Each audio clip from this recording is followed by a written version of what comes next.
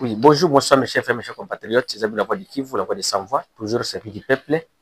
De l'autre, vous allez le 1er juillet 2025, bah, à Boazen à Bissau Burundi, va commémorer l'indépendance na Bango, 63 ans d'indépendance.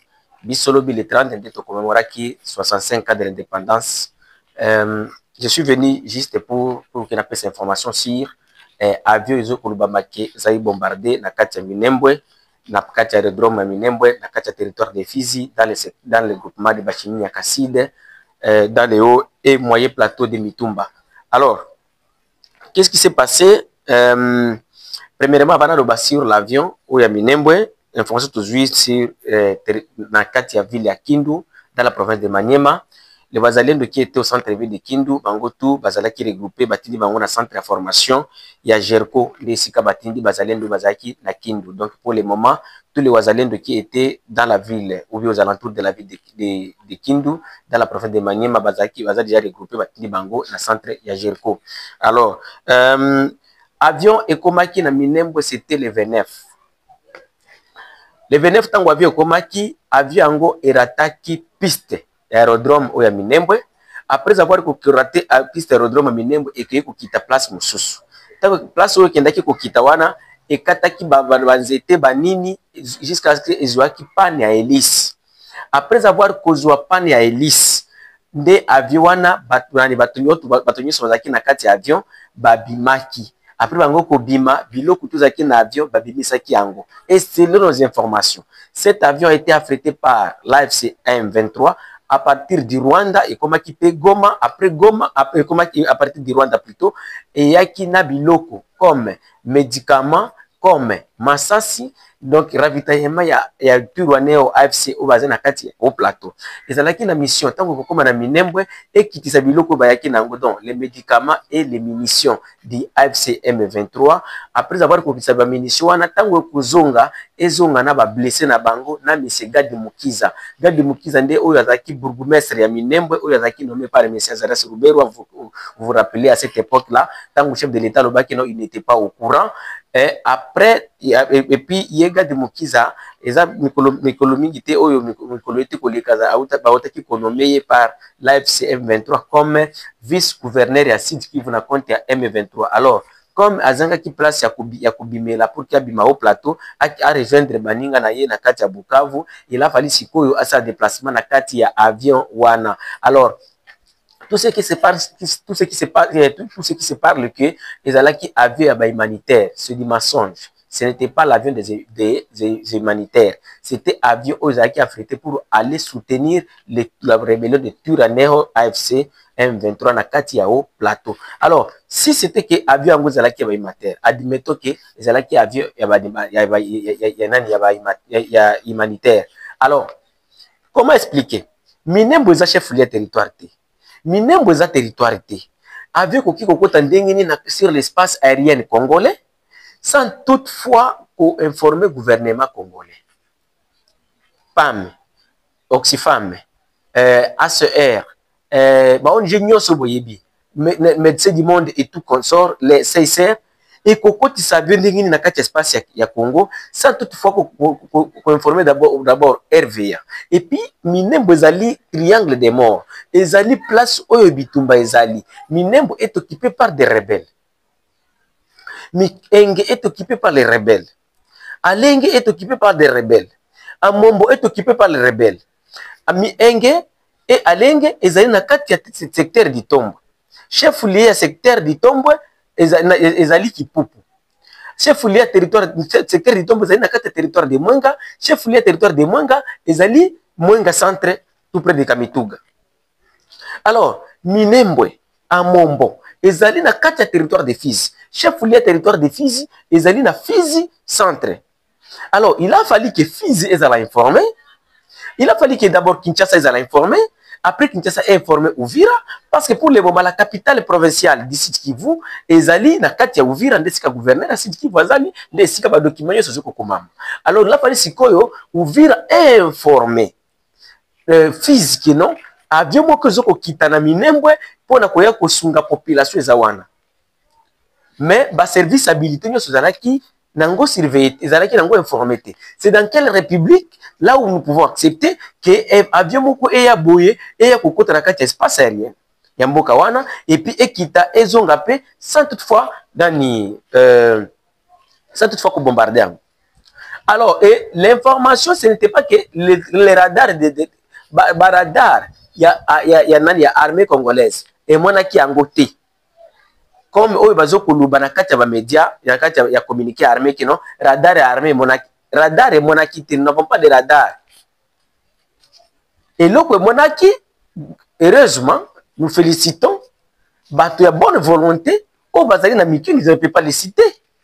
Je ne vais pas les citer pour les raisons de sécurité, pour les raisons de leur sécurité. Parce que tant qu'on a vu Bimak et Kotaki, parce que à Minembwe, il n'y a que des savanes. Donc, Matiti a connu les Miké. Alors, après avoir Batokovi Velo Koni Soana, des Congolais à bonne volonté qui sont à Minembwe, ils ont informé. Après avoir informé, Kinshasa a été informé. Après avoir que ça vous allez informer, Ndesiko Batindaki drone. Tout celui qui était en train de relater que non, c'était l'avion Sikoi, et Zalaki Sikoité, et Zalaki drone. D'ailleurs, avant cet bombardement, on a des informations. On a des informations que non, à Minembwe, il y a l'avion là-bas, des rebelles, alors on va les bombarder. Et comme on n'avait pas beaucoup d'informations sur ça, tout ce qui est kimia depuis dimanche après avoir bombardé, il a fallu tout récolter l'information sur est-ce que biloko zaki na kati ebimaki tonin biloko zaki na kati ebimaki. Donc tout ce qui se parle, non, il y a une maman de 70 ans et un enfant de 5 ans qui a été tué, ce sont des mensonges. Mais l'avion a été détruit. Donc bombardement au salama qui a drone et détruisant qui avion so donc avion exaté comme vous voyez dans l'image où tout kozwa et pas ba Congolais baza na Minembwe. Alors n'oubliez pas que ce n'est pas la première avion kozala bongo na kati ya Minembwe. Tout avion yaka pour na mauvaise volonté sur cette terre des fils ou bien l'est du Congo et ça la kandenge et wana isali. Rappelez-vous, dans l'histoire que vous remarquez les accords de Minembwe, les accords de Lémer, les accords de Lémer, la population de cet espace, biso dit que l'accord de Lémer n'existe plus parce que tous les documents qui ont été signés à Lémera et ça là qui crache na kati avion toujours na kati Minembwe. Ba docteur na ya Banyarwanda ebele bakufaki na kati avion wana. Biloko te bungaka parce que avion ezwaka moto. Donc ba crash ya avion saliwana eza liboso te. Et si vous voulez envoyer votre avion à Minembwe, yeba ki na kotinda avion à Minembwe par la bonne volonté, mais pour na koya konu République démocratique du Congo te.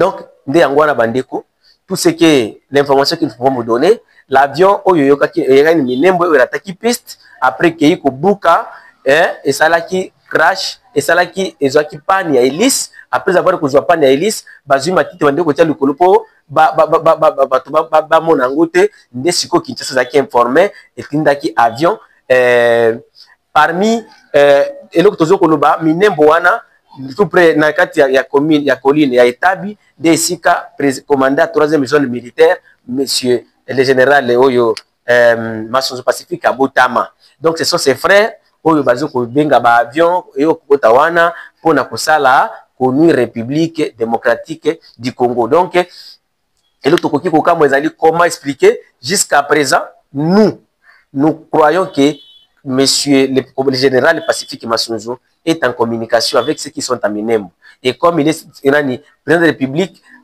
changer opération tout ça a besoin de récupérer Mamboka Nyonso wana. Et nous ne pouvons pas récupérer tous ces villages si l'opération est encore dirigée par Pacifique Masunzu. Vrai bazalendo, bazo kokotsa ngo na ba prison, kokanga bango na kati ya ba prison comme le général Mutupeke, comme Tilelo Toyebi Sora ezandenge nini, tandis qu'il y a des informations qui à la dernière, ils ont toujours ba torture sur torture. ba général nani Sikatenda bazali délaissé dans na kati ya morgue. Mais c'est là que nous croyons qu'ils sont en train de collaborer avec l'ennemi. C'est bien ça dont le gouvernement est entré, ou bien le président est en train de donner confiance. Vraiment, nous sommes tellement désolés et nous encourageons vraiment tout ce qui s'est passé à Minembwe, et nous vous disons que tout celui qui vous relate que c'était l'avion des humanitaires, des Ali Lukuta, avion sur la CICR et à Nini, et qui kokuta na kati ya espace congolais, sans toutefois qu'on informer le gouvernement. Chez Nabiso, ils ont besoin ya Musungi Nabino, oti kosunga biso na $1, $10 pour total la dengi na kutambisa musala liboso ya ba mega na nini. Numéro ya Sawana kutinda na Orange Money ya 085 88 08 330. Vraiment $1 na yo $2 na yo ndeko na ngai ekoki kosunga ke musala oyo tozo kosala ekwende liboso, parce que esengaka ba communication nini pour que bo réunir ba information ezali te ke no tozo kosenga ya obligation binini, mais ezali tozo kosenga nde aide pour musala tozo kosala ekende liboso. Merci mingi za la voix du Kivu, je suis à 085 88 08 330. Tolobi kobosa na pe to kosabona na chaîne na la voix du Kivu TV na kati ya YouTube, tozali toujours na kati ya YouTube, TikTok to suspendre moi mukema toza toujours na kati ya YouTube. To pesi mbote na bino banso sika bozali. Merci.